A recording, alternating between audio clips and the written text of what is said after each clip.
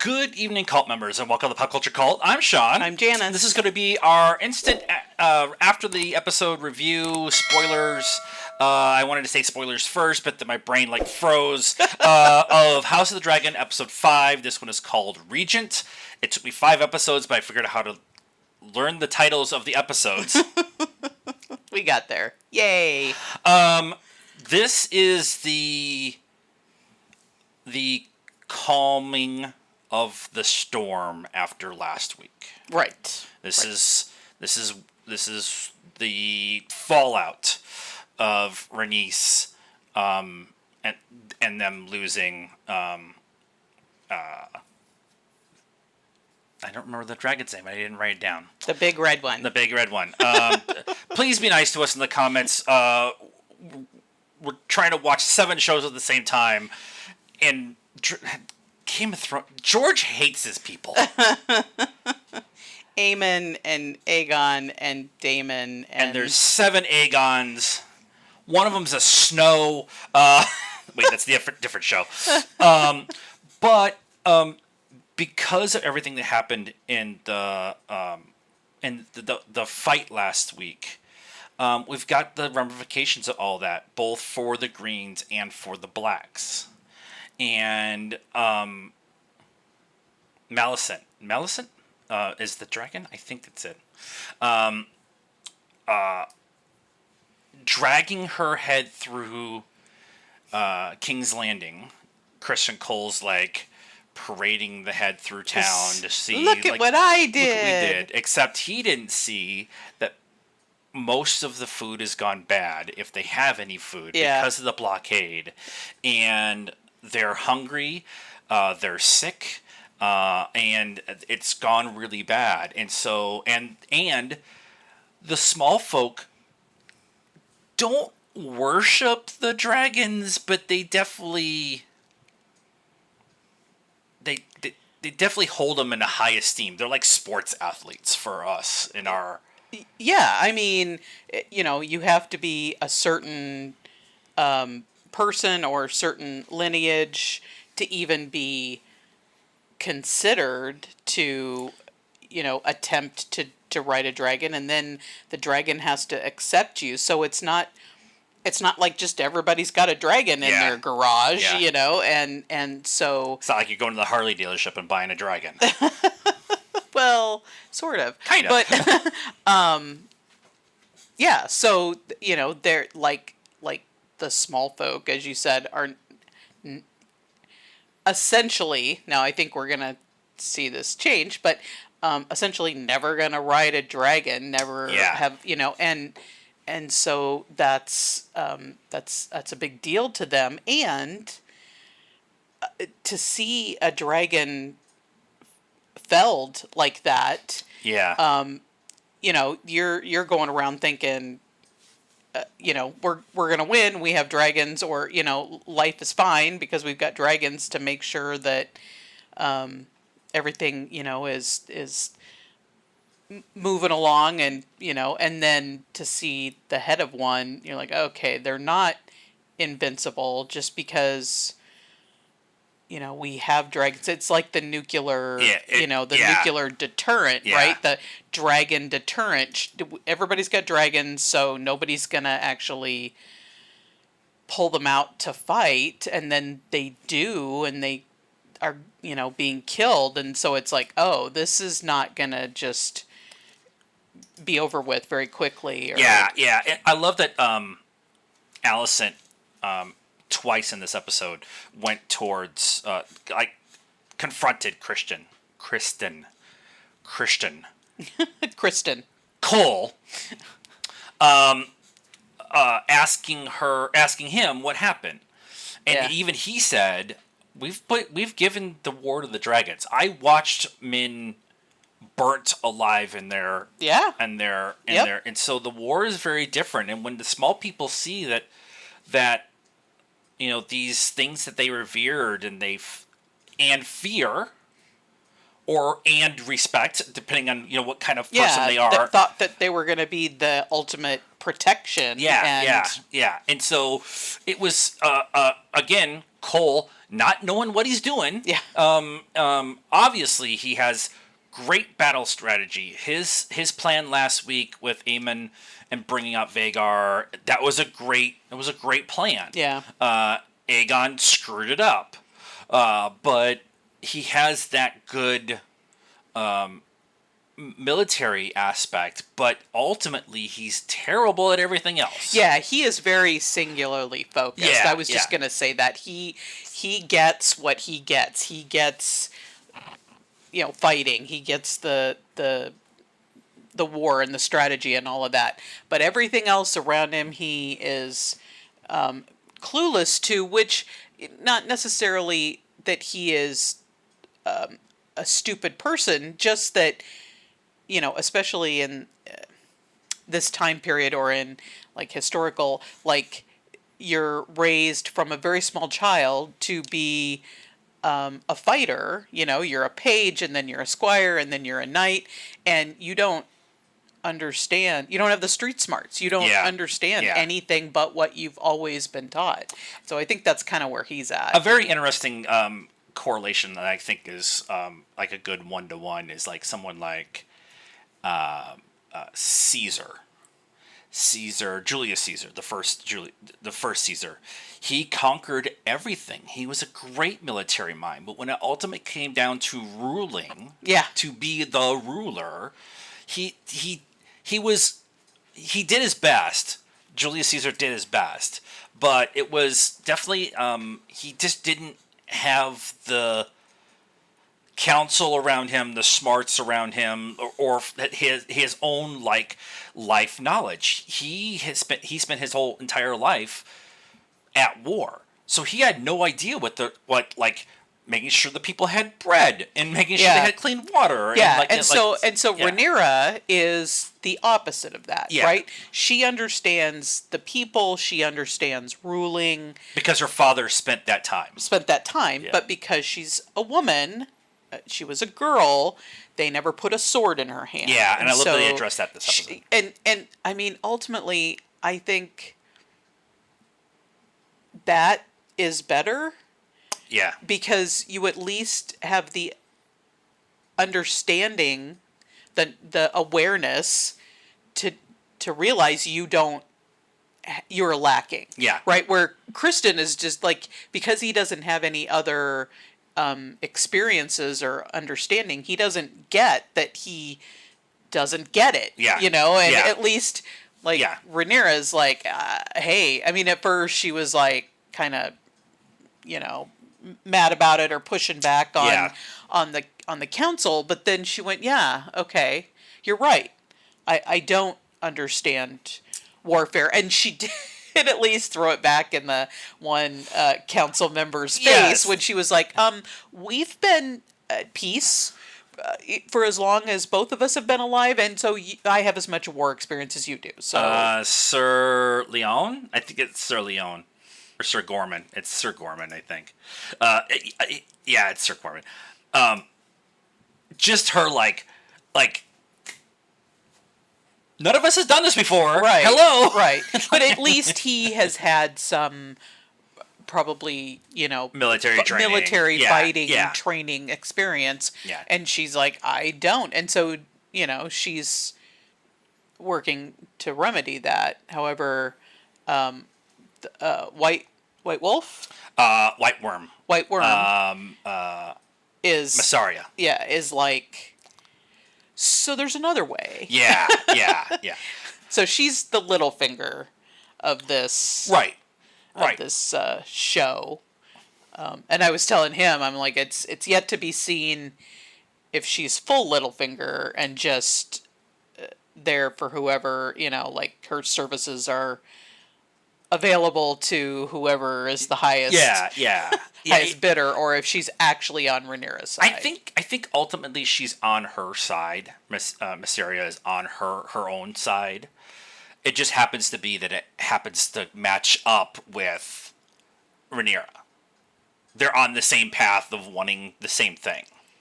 And I don't. At least as we sit right now. Now we haven't read the book, so be very nice in the comments. Don't spoil anything. We're enjoying the storytelling that they're telling us. We know they changed things from the books. Blah blah blah blah blah blah. But as we sit right now, I don't see her being that kind of adversary to Rhaenyra because we lost Rhaenys. Yeah. And she needs another female voice, another strong female voice, maybe not necessarily in the council room, but someone for her to bounce things off of. Yeah, yeah. And that's kind of where that's what I think that scene was for. Yeah, because she just needs somebody, like, because everybody has their own agenda. I mean, I don't want to say that Jace. I mean, Jace has his own agenda. He has an agenda, but yeah. they're not like against her. But everybody's got their own agenda. Yeah. Everybody's got their own thing that they're trying to move towards. And I feel like Massaria.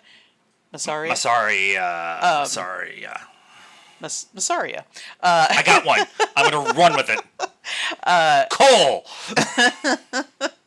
I feel like she doesn't necessarily have like what's she gonna do? Go back to King's Landing? Well, King's Landing's locked down, and horrible right now, and it's not like she's got some sort of tie, you know, to need to get back there or to need to be there for the Greens or anything. So she might as well stick around here. And she was being treated very badly by the Greens and everything. Right. So she might as well stick around here. She's got, you know, a roof over her head and food, and she's being treated well and listened to, and so I totally think that I unlike Littlefinger, who ultimately was always about himself, and even when he got to on the small council, he still was doing stuff for his own good. Massaria is definitely doing things for her own good, but also for the small people, and that's the same direction that Rhaenyra is going to. Right. So it makes sense. All right, let's talk about the green side. Other than Cole, Cole is just the worst. Fabian Franklin is doing an amazing job with Cole. Like, he should get an Emmy nomination. He's been so good, so good. Yeah. You want a bad guy that you hate. Yeah. You hate him. You absolutely hate Cole. You absolutely hate Cole. Everyone else you can kind of get some sympathy for. Aemon, Alicent, all the Greens. You can have some sympathy. Cole is the worst. And don't come at me because he's hot that you think you can fix him. No, he got that haircut and out the window. Yeah, out the window. Okay, let's talk about the green side. When they paraded the head of Meleys through town, Alicent and Aemon were standing at the castle gate watching, and Alicent couldn't take her eyes off of Aemon, and then she looked down and he's got the dagger. We talked about how important the dagger is. That It's kind of outside of the crown. It's the most visible thing that you are the king. Right. And this is ultimately the dagger that Arya kills. Arya kills the Night King with. Okay. They bring Aegon in. The Maesters go to work on him. Alicent asks the question. And they bring him in kind of... It's almost like he's in a coffin already. Yeah. You're like... Now, we saw the preview, so we know he is still alive, at least for a little bit. Yeah. But they made it very much seem like he was dead. The one good thing about taking Meleys's head through town is they could take that cart through town, too, where Aegon's mostly dead body, he's been mostly dead all day, could be snuck into the town. That's true, yeah. So that was an actual good thing there. That's not why he did it. Again, Cole is the worst. They're working on him. Alicent's concerned mother, why are you concerned all of a sudden now? She was mildly concerned. She wasn't like... she's still a horrible mother. Yes. But Aemon comes in, stands at the end of the bed, and turns to her and says, we need a regent. Yeah. And then we get the scene with the small council, and they bring up the regent thing. And Alicent thinks it should be her. Right. And everyone on the council votes for Aemon. Right. Now, she is not wrong that she should be queen regent while Aegon is not able to do anything but lay in bed. Like, she is not wrong. She has experience. She's been on the council. She knows everything that's going on.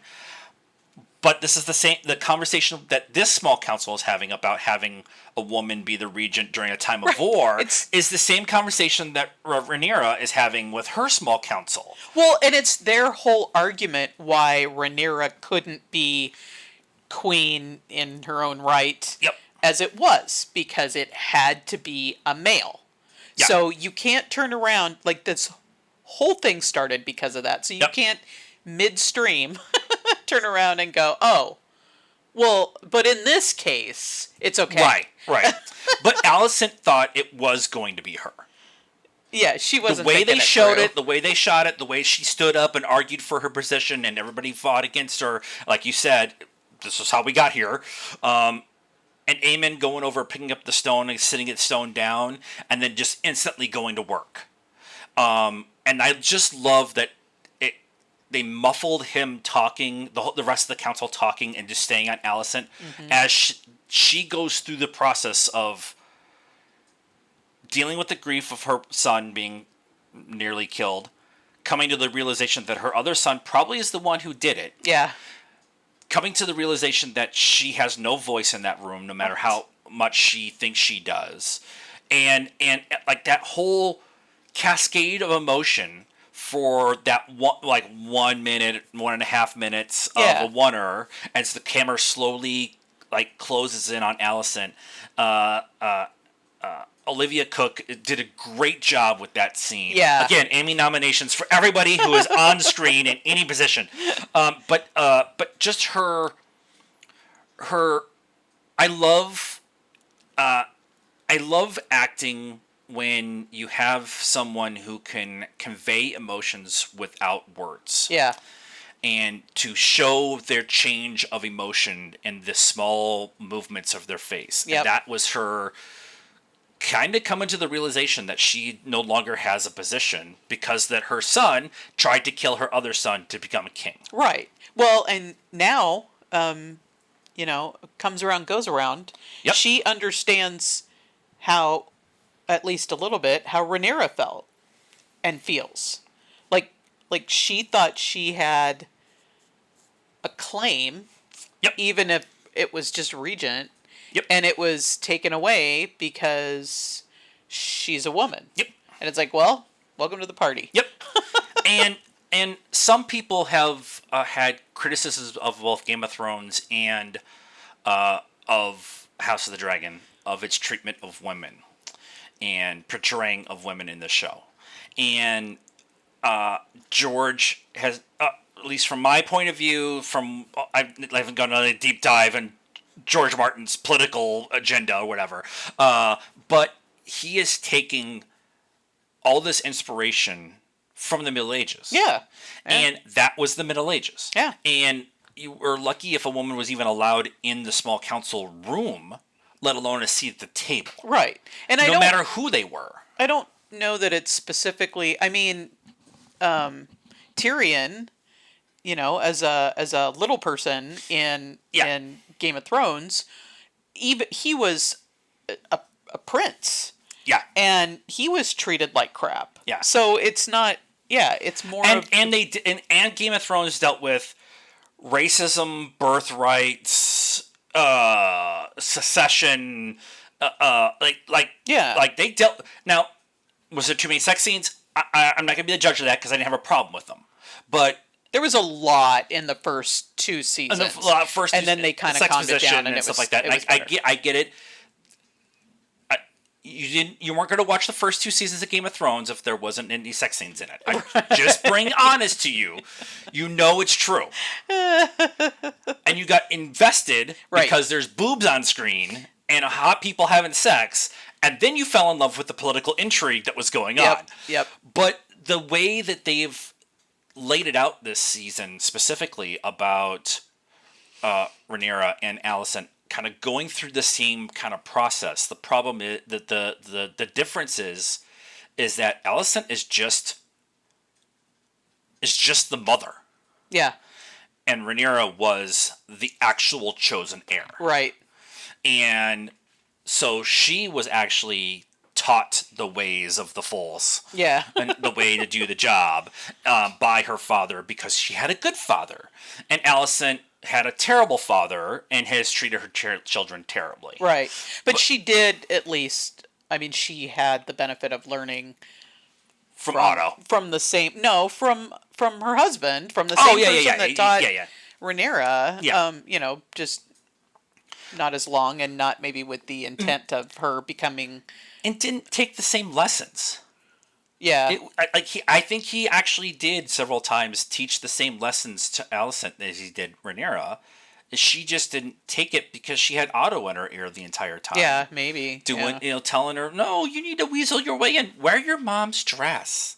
Yeah. It's going to look great on you. It's all that manipulating kind of stuff. And that was one of the big things from last season was Alicent coming to that realization that Otto used her as a pawn. Yeah.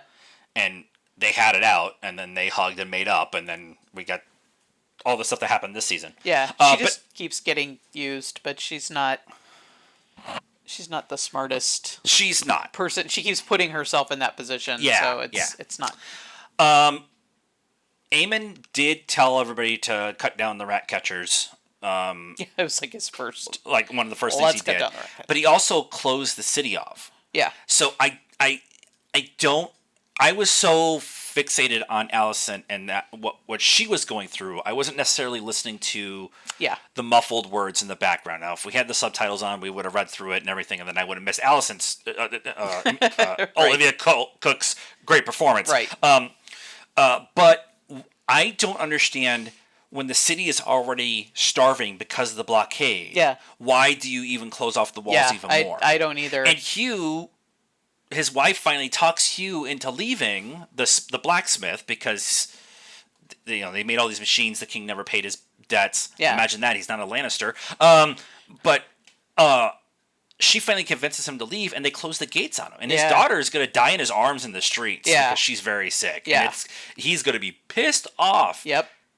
Spoilers, he's going to ride a dragon. Yep. Because they had that Jace and Rhaenyra had that conversation at the end of the episode about there's other Targaryens out there who don't have the Targaryen name. Right. And so we knew that was coming. They've been hinting at it for a while. Yep. Hugh is one of those who will ride a dragon. I just like that. I complained about it in, I think, the second episode that I didn't like that they kept going to Hugh and Adam and all these other things that were going on. I want to stay with the main characters, but we're setting up things that are going to happen next season, the season after that. And and I said at the time, I knew it was a me thing. It was a me thing. The only other thing I really want to talk about is Corlys. Now, and Daemon. We have to talk about Daemon's wonderful mystery tour that he's going through. Corlys, just grieving in the throne room. He got all this stuff for his wife to make her queen. Now she's dead. It's an empty hall. Now he's sitting by his ship, drinking his life away.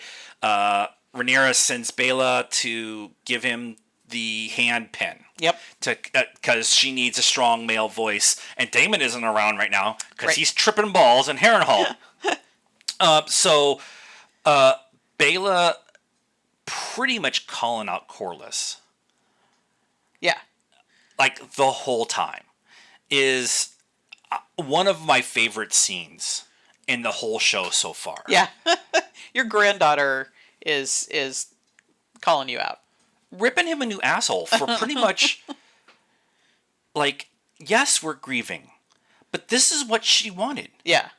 Yeah. And you loved her, and all you want to do is stand around and do nothing and not try to continue on her desires of having Rhaenyra be on the throne. Right. You're just going to let her die for nothing. Yeah. And I love his realization. Like, you know what? You're right. Like, he didn't say it, but he came to that realization. Yeah. And then he tried to name her his heir, and she's like, I'm of fire and blood. I'm a dragon rider. You need somebody who is of salt and sea. Which is how we're going to get Adam be I Corlys being the hand for Rhaenyra is going to change the dynamic in the hall. Yeah. Because even last week, when Rhaenyra and Rhaenys were standing up to the rest of the council, Yep. and Corlys came in and stood behind Rhaenys Yeah. and said, "No, they're right. You need to be like." Yeah. It's going to change the I know dynamic. you're not arguing with the queen right now. Yeah, and I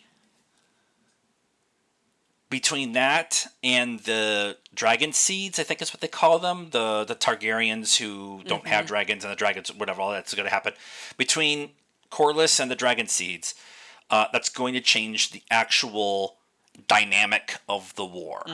Because now you have a much more unified small council room around Rhaenyra because Corlys is going to keep them all in line. Yep. And so I think that they will be able to kind of move forward. Right now that it doesn't feel like they're kind of on the back foot, right? Yeah. They haven't had their own like initiated battle. They've been kind of coming in at the last minute trying to save, and they're all relying on Daemon's charmingness. That's not a word.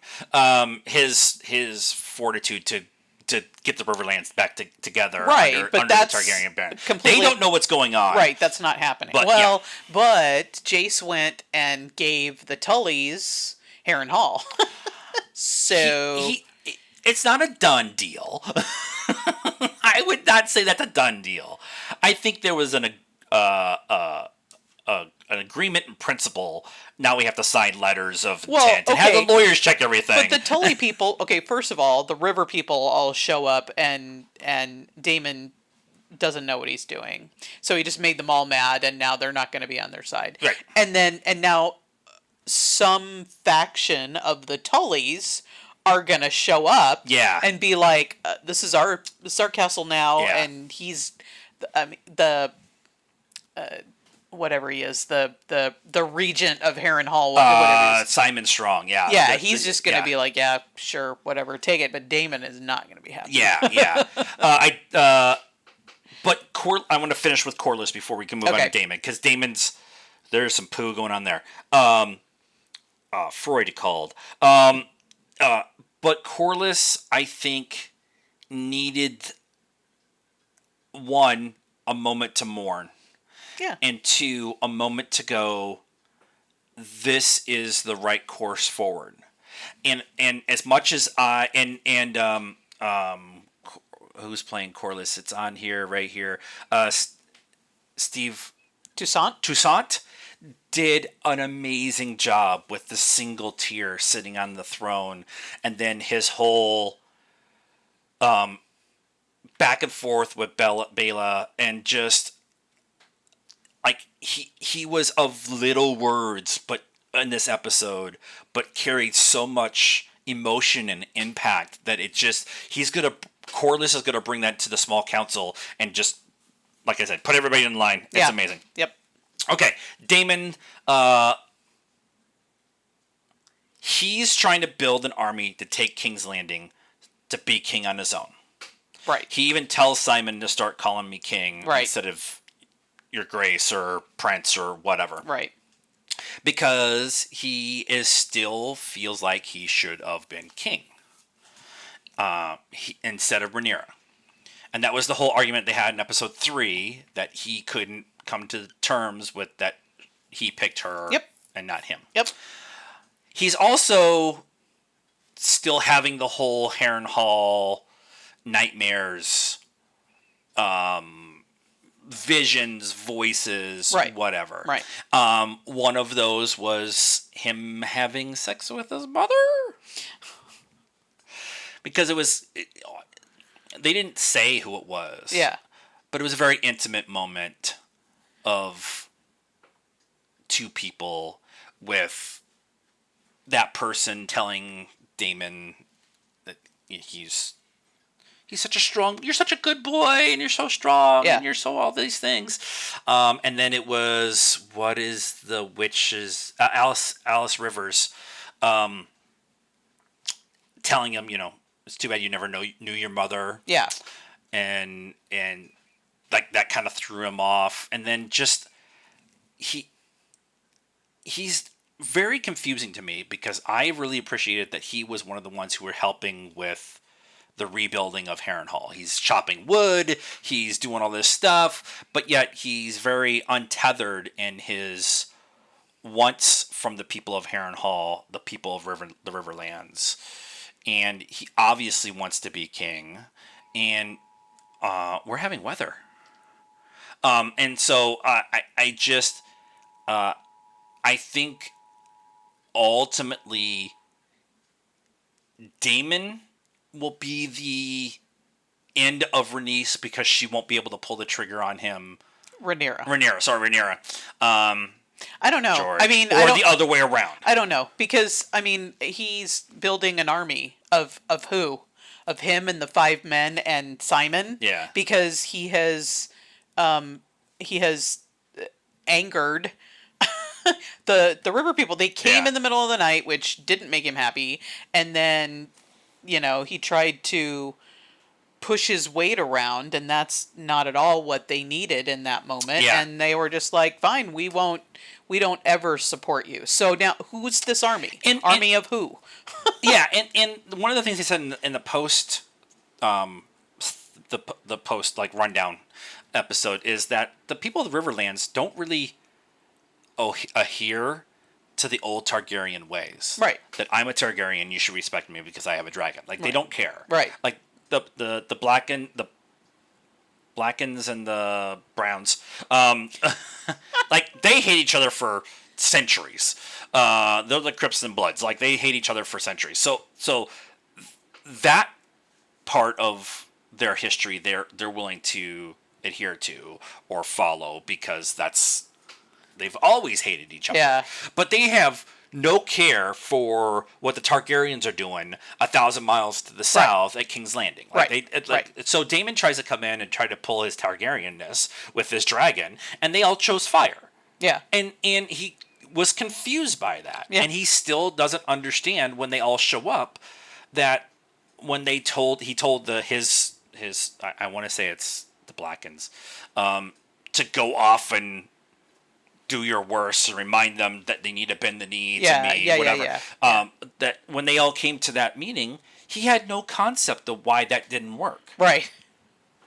He's like, even though he's tripping balls because he's in Harrenhal, he just doesn't get it. He just doesn't understand. Yeah. So I mean, I don't know. I don't know what. Which is why I think the Tullys are just going to show up, and I mean, he's not going to have an army. So what is he going to do about that? Right. And then Rhaenyra is going to be like, I thought you were raising an army, and you're over here chopping wood and sleeping with your mom, and I mean, like, what are you doing? Right. And pissing everybody off. Sir Gorman being sent to check in on Daemon. Yeah, so that'll be interesting. It's going to be very interesting. Yeah. It finds out that because he's the one who keeps fighting against Rhaenyra in the circle. Right, so he's going to get there, and he's going to be like, Daemon's not doing anything. Yeah. So we need to just do our thing. Go do our thing. Yeah. We in the previews saw Aegon and Aemon having a conversation. So Aegon is at least going to be awake enough to have a conversation, whatever that ends up being. I still think Aemon's going to pillow him.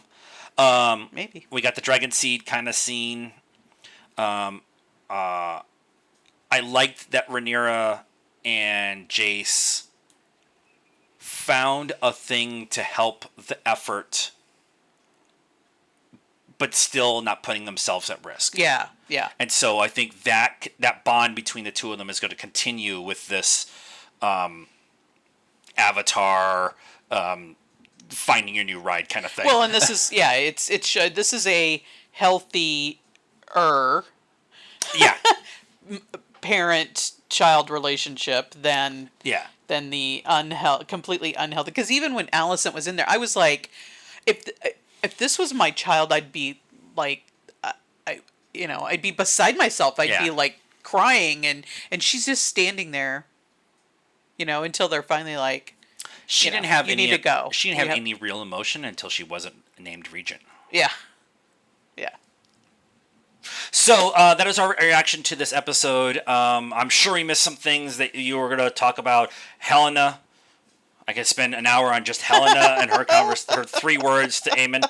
And there's a bunch of other stuff, but I think that's the big stuff that's kind of they wanted us to talk about. That's kind of what they kind of hit in the after show kind of thing. So let us know what you thought of our reaction in the comments down below. If you're on the Spotify feed, please follow us on Spotify. Share with your friends. It's free. It means it's cheap. It's free. I mean, come on.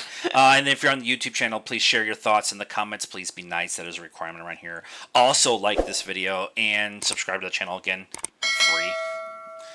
And considering how the economy is right now, free is amazing. And follow us on all social media of stuff, Facebook, Instagram, Twitter, and TikTok. Links in the description down below. And until next time, cult members, good afternoon, good evening, and good night now.